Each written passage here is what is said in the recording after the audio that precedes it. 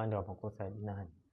Wakili yeye katika upande wa makosa ya jinai anasimama kama mtetezi wa mtuhumiwa. Kwa hiyo katika makosa ya jinai kuna jamhuri ambayo inawakilishwa na DPP, mwendesha mashtaka ya serikali, lakini pia kunakuwa na upande wa pili anakuwepo ni wakili mtetezi ambaye kazi yake ni kumtetea mtuhumiwa. Hiyo ndiyo mfumo mfupi wa makosa ya jinai katika nchi yetu ya Jamhuri ya Muungano wa Tanzania. Kuna makosa mengi sana ya jinai. Kuna makosa kama vile ubakaji, kuna makosa kama wizi, kuna makosa kama ujambazi na makosa kadha wa kadha ambayo yote yameainishwa katika sheria za jinai.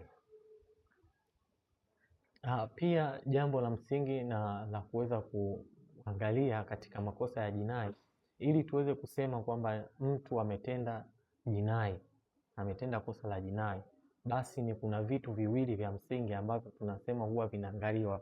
Technically wanaita ingredients za kusema kwamba mtu ametenda kosa la jinai. Ya kwanza, jambo la msingi la kwanza linaloangaliwa ni actus reus. Hili ni neno la Kilatini ambalo si gumu moja kwa moja, linamaanisha kwamba actus inamaanisha ni kitendo, reus kitendo kilichokatazwa.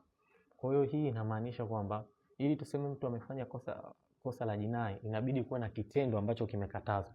Kwa mfano katika upande wa rape, maana yake kitendo ambacho kimekatazwa ni kitendo cha rape. Lakini pia jambo la pili la msingi tunasema kwamba ili mtu awe ametenda jinai lazima kuangalia jambo la pili la msingi ambalo inaitwa manslaughter.